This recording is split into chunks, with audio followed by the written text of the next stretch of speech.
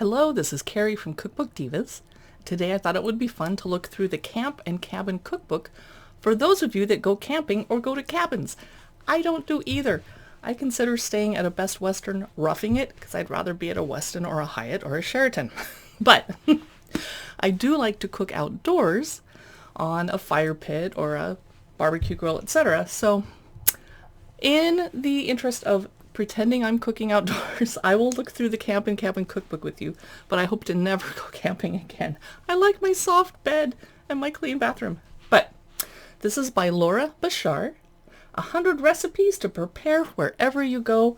There's a beautiful skillet on the cover with, I think, tomatoes or peppers with breadcrumbs and stuffing. It looks so good. Okay. This came out the Countryman Press.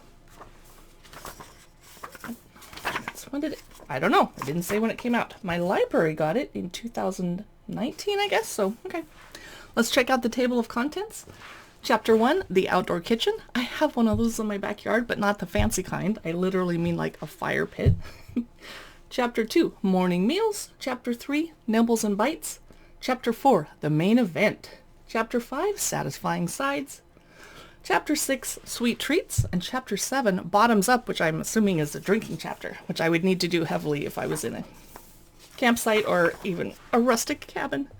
Sorry, I'm a princess. Okay, introduction. Why I cook and bake with extra virgin olive oil. Okay, the outdoor kitchen. How to set it up. Ooh, beautiful. I actually have a giant Dutch oven like this that sits on a tripod so you can cook even if it's raining, because the cauldron or the cast iron, whatever you're cooking in, is protected from the rain a little bit. I have that for emergencies, but I need to practice cooking that way just in case. How to build a fire, etc. I've cooked on the beach before. I grew up in Southern California. Not sure why I left to go to rainy Seattle, but I'm happy here. Okay.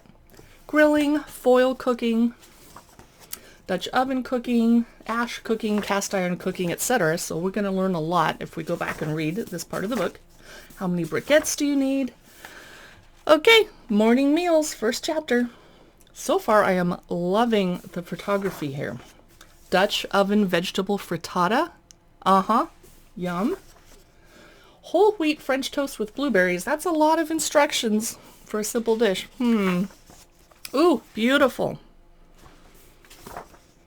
Foil wrapped breakfast bread bowls. Campfire raspberry and rosemary scones. Beautiful. I gotta skip ahead because I can't show you the whole book. Denver omelet breakfast pizza in cast iron. Breakfast quinoa bowl. Doesn't need a lot of cooking, does it? Campfire corned beef hash. Good way to start your day. Smoky avocado toast. Okay, I don't need to ever see another avocado toast recipe. Chapter 2, nibbles and bites. Artichokes, yum. Artichoke and quinoa stuffed mushrooms. Campfire brie with balsamic figs. Yum. Skillet pizza dip. That's fun. I see a lot of pepperoni. Campfire popcorn with olive oil, rosemary, and lemon. Now, if you were actually camping, this is a lot of ingredients to haul out with you. But hey, that's fun. Roasted cashews with rosemary. Oh, wow. Cheesy, garlicky spinach pull-apart bread. Woohoo. Okay, we gotta move on. Grilled fava beans. Ooh, healthy. Skillet buffalo chicken queso. Not healthy, and I'm sure it's delicious. Okay. This is a Dutch oven chili with maple cornbread crust. My grandpa used to make cornbread on top of his chili in case the chili wasn't delicious and fattening enough. Baked ziti, beer braised pot roast, Hatch chili verde chicken, Hungry Man's Dutch oven lasagna, but no picture. Not sure what that is because it's on the other page. Tequila lime chicken with cucumber avocado salad. These are getting a little advanced for camping, but okay.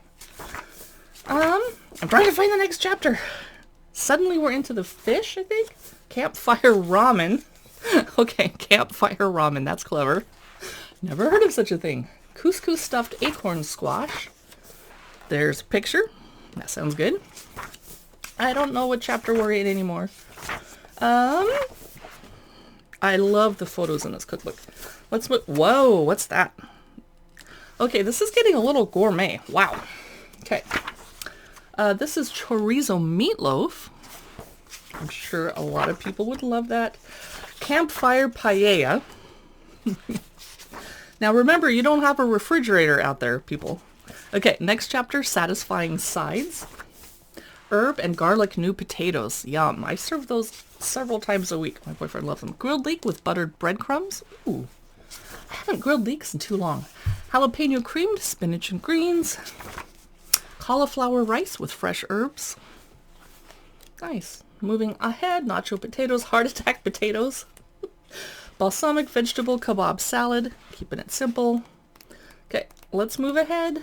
Ooh, wait a second. I want to show you this. Baked apples stuffed with nuts and raisins and peach and blueberry cobbler. Yum. So we're in the dessert chapter now. Here's a beautiful chocolate pear cake with ginger. Okay, here's a grilled balsamic peaches with ricotta, basil, and walnuts. Now, how would you keep ricotta if you were camping? So that must be a cabin recipe because your cabin has a refrigerator. Okay. Ooh, do I see a cheesecake? Oh, I see a lemon blueberry clafouti. Yum. Desserts. A black forest Dutch baby. That's beautiful. This photography is superb. I am so impressed. Campfire citrus spiced tea. I think we're in the beverage section. Bottoms up. Peach tea cocktail with whiskey. A hot maple apple cider. See, this could get me to go to a cabin. Maybe not camping. Mexican hot chocolate. Pomegranate mulled wine. Yep. Roasted strawberry lemonade. Fire roasted blackberry mint bourbon smash. Wow. All right. That was pretty awesome. That was the Camp and Cabin Cookbook. For those of you who are camping and cabining this autumn and winter, that was Laura Bashar's 100 recipes to prepare wherever you are. Thanks for watching this cookbook look through and review. You can see more of them at the cookbookdivas.com website. We post to Facebook and Instagram and YouTube, and we also have a podcast for those of you that like to listen to cookbook news. Thanks.